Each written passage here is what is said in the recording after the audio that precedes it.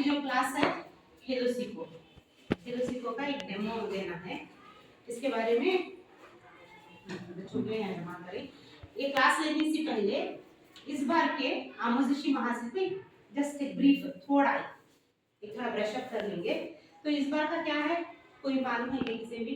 इस बार की इस मंथ के हमारे आमोजिशी महासिद्ध कौन से हैं? पहली जमात के, पहली या दूसरी, कौन बोल सकते हैं? कौन से मजमून? उर्दू में दूसरी जमात की उर्दू, तीसरी जमात दूसरी जमात का ईवीएस। आमोजिशी महासिद्ध कहाँ अवेलेबल है? हमारे किताब में, दरसी किताब में। सही में आमोजिशी महासिद्ध पहले लास्ट पेज पे है। ये आमोजिशी महासिद्ध है। इनको देखते हुए क्या करना हमें, ये सलाहियत को बच्चे में लाने के लिए हमारे किताबों में बहुत सारी एक्टिविटीज सरगर्मियां दी गई हैं। वो बच्चों को लाने के लिए क्या करना, हमें उनको ऐसा हमारे इसमें तदरीस में ऐसे टेक्निक्स टूल्स का इस्तेमाल करना है कि जब वो हमारी सलाहियत खत्म हो जाती है, जब वो हमारा लेसन या फिर जब वो हमारा कार्य मुकम्मल हो जाता तो बच्चे में ये सलाहियत आ गए रहना। तो मुख्तसर नज़में पढ़ेंगे और उनका खुलासा बयान करेंगे। दूसरी जमात की इस बार उर्दू की सलाहियत है, मुख्तसर नज़में पढ़ेंगे और उनका खुलासा बयान करेंगे। इस बार देखिए आप दिसंबर के मंथ के लिए दूसरी जमात में बहुत सारी नज़मों को दिया गया है। कौन उर्दू लेते हैं? क्या है फिलोसिको में लेते हैं? हाँ, तो उर्दू के ज़्यादातर नज़मों को ही दिया गया है और बच्चों को तस्वीरें देते हुए क्या है, नज़मों को क्रिएट करने के लिए पहले क्या किया है, नज़मों को दिया गया है। बच्चा एक नज़म को पढ़ना है, उससे रिलेटेड जैसे इनके ऐ दुनिया के बाग के माली, ऐ मेरे बंदों के वाली, ये नज़म ऑलरेडी बच्चा सीखा हुआ है बचपन में। उसी नज़म को दोहराते हुए क्या किया गया है, यहाँ पे वर्क दिया गया है। एक मिसरा लिखी, दूसरे मिसरे को खानापुरी के लिए दिया गया है और वो खानापुरी के जो मिसरे हैं उसे बॉक्स बनाकर एक दिया गया है। ये हो गया। सेकेंड एक्टिविटी ये दी गई है कि एक चिड़िया की तस्वीर है और वहां से बहुत सारे जंबल वर्ड्स को रखा गया है, जैसे लुभाई, आई, मलाई, खाई, पर, उड़े। उसके बाद खाली लाइनों को दिया गया है। उसके बाद बच्चों को कहा गया है कि इस चिड़िया से ताल्लुक रखते हुए जितने नीचे अल्फाज हैं उनको लेते हुए छोटी सी एक नज़म को लिखने के लिए कहा गया है। ये दूसरी एक्टिविटी है। तीसरी एक्टिविटी में क्या किया गया है, बच्चों को सिर्फ तितली की एक तस्वीर दी गई है।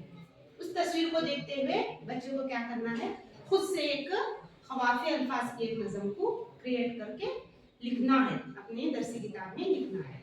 मतलब हमारी जो सलाहियत है, मुख्तसर नज़में पढ़ेंगे और उनका खुलासा बयान करेंगे। अब ये तीन एक्टिविटी आने के लिए हम बच्चों में क्या क्या करा सकते हैं?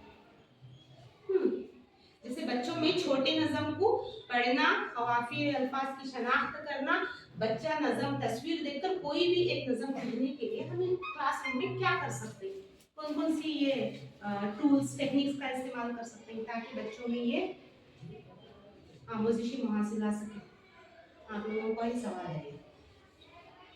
समझो आपके क्लास की पहली या दूसरी जमात के बच्चों में मुख्तसर नज़मों को पढ़ना और उसका खुलासा बयान करना, या तस्वीर के जरिए, हाँ तस्वीर दिखा के नज़म कह सकते हैं। फिर क्या कर सकते हैं, बच्चा नज़मों को पढ़ने की तरफ राग़िब होना, बच्चा नज़मों तरन्नुम के साथ, हाँ तरन्नुम के साथ। फिर नेक्स्ट बहुत सारे वसाइल है जिससे बच्चा अट्रैक्ट हो सकता है। हाँ, पढ़ते उसका एक्शन के साथ, अदाकारी के साथ बच्चों को नज़म बोल सकते हैं। तरन्नुम के साथ अगर हमारी आवाज माशाल्लाह खूबसूरत है तो बच्चों को हमें खुद अट्रैक्ट कर सकते हैं। नहीं तो हमारे हाथ में एक ऐसा ये है, आला है जिससे हम पूरी दुनिया घुमा सकते हैं बच्चों को। मोबाइल है, मोबाइल में छोटे छोटे किड्स के राइम्स इतने प्यारे खूबसूरत आते हैं, बच्चों को बोल सकते हैं और बच्चे हमारे से ज्यादा जल्दी उन मिसरों को कैप्च कर लेते हैं। अभी हम लोग मिसरा सोचते रहते हैं, बच्चे तभी कर लेते हैं। उसके बाद बेहतरीन एक जरिया है लाइब्रेरी। ऑलमोस्ट तमाम लाइब्रेरीज में ऐसी किताबें हैं जिसमें छोटे कहानियों को दिया गया है। दिन में एक बार तो उनको लाइब्रेरी को भेजना, दूसरी जमात के बच्चे, मैं वो करता हूँ, दिन में एक बार तो उनको लाइब्रेरी को भेज दो। भेज को वहाँ से नज़मों की किताबें मंगाना, पढ़ना, नहीं पढ़ सके तो कम से कम उसमें रंगीन तस्वीर है, तस्वीरों को भी देखकर उन्होंने क्या कर सकते हैं, नज़मों की तरफ राग़िब होते। नज़मों को पढ़ाते उसमें हवाफी अश्ता ये आते, अल्फाज आते, राइमिंग वर्ड्स, माली, आली, पानी, रानी, ऐसे अल्फाज की तरफ उनका ये क्या करना, उनको रागिब कराते हुए नज़्मों के दिलचस्पी पैदा करना। नेक्स्ट वो बच्चा क्या है, ऑटोमेटिक सीखी हुई नज़में हैं इसमें, फर्स्ट में जो सीखी हुई नज़मों को मुकम्मल करता, दूसरे में नए अल्फाज, बहुत सारे अल्फाज होते हैं उसको लेकर एक कहानी को तश्कील करता। तीसरा जब ये सलाहियत मुकम्मल होती तो बच्चा क्या है, ऑटोमेटिक कौन सी भी एक तस्वीर को देखता, अगर बच्चा 2, 4, 5 अल्फाज भी बता रहा है तो खत्म। पर्टिकुलर जैसे एक पतंग की नज़म दी गई है, रंग बिरंगी मेरी पतंग लाल पीली नीली पतंग, बोले तो बच्चा नहीं उच्च तो नहीं बोल सकता, पतंग हवा में उड़ रही बोले तो भी समझ लो बच्चे में सलाहियत आ गई। तो इसकी ये आमोजिशी मुहासिल है। दूसरा है आसान रमूज व औकाफ की शनाख्त करेंगे। इस बार हमारी दूसरी जमात को कौन सा रमूज व औकाफ को दिया गया है? दूसरी जमात उर्दू, अभी मतलब नहीं पहुंचे। सत्ता और सवालिया निशान, सॉरी खत्मा और सवालिया निशान शुरुआत नहीं है, दूसरी जमात के दूसरे सम का पहला आमोजिशी मुहासिल रमूज व औकाफ में सिर्फ 2 दिया गया है, खत्मा निशान और सवालिया निशान। खत्मा यानी फुल स्टॉप, सवालिया यानी क्वेश्चन मार्क। बाकायदगी से इतने बड़े निशानात को दिया गया है। तो ये एक्टिविटी बच्चे में खत्मे का कब इस्तेमाल करते हैं, सवालिया का कब इस्तेमाल करते हैं, इसके लिए हम क्या क्या एक्टिविटी करा सकते हैं बच्चे को? पूछ सकते हैं सवाल इसको क्वेश्चन मार्क आता है। नहीं नहीं, एक जुमला बोलना, वो लास्ट में लगाना, वो ये सवाल है क्या क्या जवाब है बोल को पूछने लगाना। ए उन कहाँ गया था, ये सवाल हुआ क्या ये जवाब है, तो इसमें कौन सा हमें यूज करते हैं बोल पूछ। मुकालमे के जरिए, हाँ मुकालमे में बातचीत के जरिए भी हमें बच्चों को पूछ सकते हैं कि इसमें सवाल कौन सा था, जवाब कौन नहीं सा। है यहाँ पे।